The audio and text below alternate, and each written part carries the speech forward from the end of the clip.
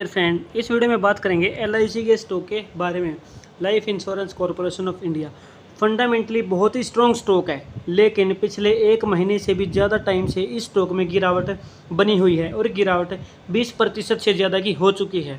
तो इस वीडियो में हम जानने की कोशिश करेंगे कि क्या यह स्टॉक अभी करेक्ट हो चुका है, करेक्शन पूरी हो चुकी है, गिरावट क्या अब बंद होने वाली है और आगे चल के दोबारा से ये स्टॉक अपने इन्वेस्टर को मालामाल करने वाला है या नहीं करने वाला है। तो सबसे पहले इस स्टॉक के फंडामेंटल जानने की कोशिश करते हैं।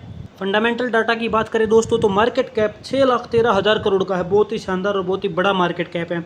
Return on equity 63.4।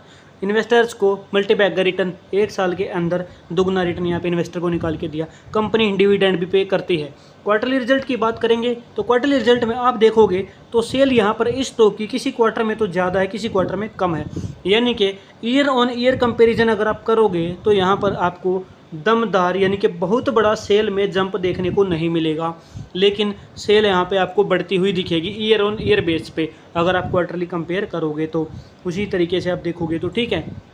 Year on year base पे क्वार्टरली आप देखोगे तो सेल आपको बढ़ती दिखेगी, लेकिन जो ग्रोथ है वो थोड़ी पुअर है। इसी वजह से इस स्टॉक का जो प्राइस है वो इस तरीके से मूव कर रहा है, यानी कि कभी तो हाइक बना रहा है फिर करेक्शन आ जा रही है। यानी कि बहुत मल्टीबैग रिटर्न एक शॉर्ट टर्म में नहीं दे रहा है, एक साल के अंदर दिए हैं, लेकिन अगर आप देखोगे तो एक महीने में 30% का रिटर्न इस तरीके से अभी तक ये स्टॉक नहीं दे पाया। अब बात करते हैं आगे चल के प्रॉफिट की। तो प्रॉफिट में हम देख पा रहे हैं कि प्रॉफिट में लगातार अच्छी ग्रोथ यहाँ पे बनी हुई है। ईयर ऑन ईयर बेस पे आप कंपैरिजन करोगे तो प्रॉफिट की तो ग्रोथ अच्छी है, लेकिन सेल की जो ग्रोथ है वो अच्छी नहीं है।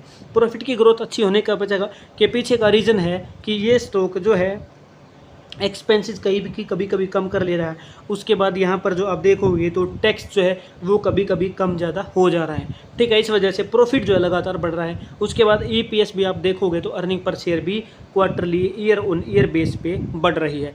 तो ये चीज़ें शानदार हमें देखने को मिल रही है। बैलेंस शीट पे हम देखते हैं कि कंपनी अपने हाथ में कुछ रख रही है या नहीं रख रही है पैसा। आप देखोगे तो रिजर्व यहाँ पे आपको कंपनी के शानदार बढ़ते हुए दिखेंगे। तो ये नंबर इस स्टॉक को बहुत ही ऊंचाई पर ले जाएंगे। अगर इसी तरीके से इस कंपनी के रिजर्व बढ़ते रहे तो आने वाले टाइम में इस स्टॉक का प्राइस 2000 से भी ऊपर हमें देखने को मिल सकता है, इसमें कोई भी डाउट नहीं है। बोरोइंग की बात करेंगे तो कंपनी के ऊपर कर्ज यहाँ पे आप देखोगे तो जीरो बोरोइंग है, यानी कि कंपनी के ऊपर कर्ज है ही नहीं। सारा का सारा कर्ज कंपनी ने उतार दिया, कोई भी बोरोइंग नहीं। यहाँ पर आप देखोगे तो 2,53,000 करोड़ की है। क्या इस बोरोइंग को कंपनी ने रीपे किया है? तो यहाँ पे आप जाके देखते हैं तो रीपेमेंट ऑफ बोरोइंग में यहाँ पर आपको देखने को मिल रहा है कि 2,53,000 करोड़ की रीपेमेंट कंपनी ने ऑलरेडी कर दी और पहले भी रीपेमेंट कर दिए। उसके बाद कंपनी के पास रिजर्व भी हैं। तो ये चीज़ें हमें यहाँ पर पॉजिटिव सेंटिमेंट बना रही हैं कि कंपनी जो है स्टॉक जो है बहुत ही शानदार है। गिरावट तो हर स्टॉक में होती है, कहीं ना कहीं स्टॉक में करेक्शन आती है। उसके पीछे का रीज़न कहीं ये भी हो सकता है क्योंकि इसके अंदर इंस्टीट्यूशंस अपनी एंट्री ले रहा है। लेकिन यहाँ पर आपको एक चीज़ देखने को मिल रही है कि जो प्रोमोटर है उनके पास सिर्फ 96.50 की होल्डिंग है और उन्होंने सिर्फ और सिर्फ 3% के आसपास की जो होल्डिंग है, 3.5%, वही रिलीज़ की है अदर्स के लिए, जिसमें पब्लिक और इंस्टीट्यूशंस है। अब यहाँ पर आप देख सकते हैं कि पब्लिक तो 2% होल्डिंग लेके बैठी है और इंस्टीट्यूशन सिर्फ 0.94 और 0.19 के पास हैं। तो अब क्या होगा, अब प्राइस में वेरिएशन होंगे ताकि इंस्टीट्यूशंस अपनी एंट्री बढ़ा सके और पब्लिक डर के मारे अपनी होल्डिंग को कम कर सके, ठीक है। तो इंस्टीट्यूशंस का यहाँ पे पीछे गेम हो सकता है। उसको हम टेक्निकल चार्ट पे समझने की कोशिश करते हैं कि प्राइस में गिरावट कहाँ तक रहेगी और उसके बाद हमें अच्छे रिटर्न दोबारा मिलेंगे या नहीं मिलेंगे।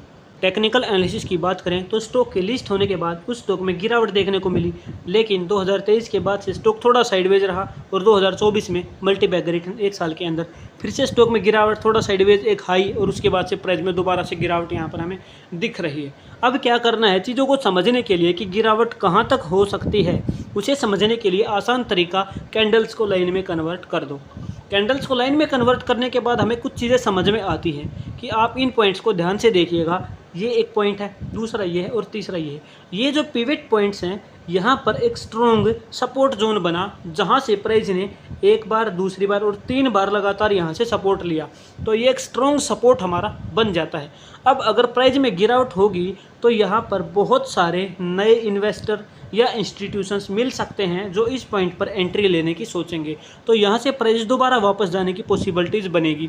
तो अगर इस प्राइस की बात करेंगे तो ये हमारा जो प्राइस है वो 907 से लेके 910 के बीच का हमारा प्राइस हो जा रहा है। यानी कि यहाँ पर जब प्राइस 910 के आसपास आएगा तो बायर्स दोबारा से यहाँ पे एक्टिव होते दिख सकते हैं। अब इसको समझने के लिए क्या करना है, आपको दोबारा से इसको कैंडल में कन्वर्ट कर लेना है। जब इसको कैंडल में कन्वर्ट करेंगे तो वीकली बेसिस पे आपको एक चीज़ देखने को मिलेगी कि यहाँ पर स्ट्रॉन्ग ड्रॉप कैंडल आपको बनती दिख रही है, और उससे पहले की जो कैंडल है वहाँ पे आपको सेलर्स एक्टिवेट होते दिख रहे हैं। ये जो कैंडल्स हैं ये इम्बैलेंस कैंडल हैं। इसके बाद से इससे जो पहले की आप ये कैंडल देखोगे, अगर इसको बारीकी से दिखाऊं तो ये वाली कैंडल आपको देखनी है, ठीक है। आप इस कैंडल को देखकर समझ सकते हैं कि इससे पहले वाली कैंडल में सेलर एक्टिवेट हुए, दूसरी इम्बैलेंस कैंडल बनी, उसके बाद प्राइस में गिरावट, क्योंकि इस कैंडल ने आपको इंडिकेट कर दिया था कि यहाँ से गिरावट हो सकती है, ठीक है। तो इन चीज़ों को दोबारा से समझना है। क्या करना है, जब ये प्राइस 910 के आसपास आएगा तो वहाँ पे कैसी कैंडल्स आपको दिखनी चाहिए जिससे आप समझ पाएंगे। तो वहाँ पर इस तरीके की कैंडल भी दिख सकती है आपको, और इस तरीके की कैंडल भी आपको दिख सकती हैं। यानी कि ये कैंडल बताती हैं कि यहाँ पर सेलर और बायर दोनों पावर ताकत जो है ताकत बराबर लगा रहे हैं, लेकिन दूसरी कैंडल में हमें पता लग रहा है कि बायर ज़्यादा पावरफुल है और एक अच्छा टारगेट यहाँ पे हमें देखने को मिल रहा है।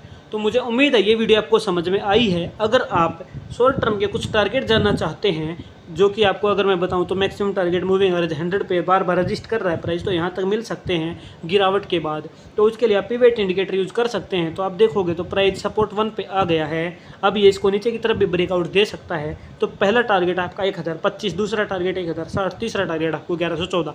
ये टारगेट आपको आसानी से मिल सकते हैं। अगर प्राइस नीचे ड्रॉप होता है तो आपका सपोर्ट जो है 937 और दूसरा सपोर्ट 883, इसके बीच में कहीं बन सकता है। तो मुझे उम्मीद है वीडियो आपको पसंद आई है। वीडियो पसंद वीडियो लाइक करें और चैनल को सब्सक्राइब करना ना भूलें। रिकमेंडेशन दोस्तों नहीं है, लेकिन स्टॉक अच्छा है, फंडामेंटली स्ट्रॉन्ग स्टॉक है।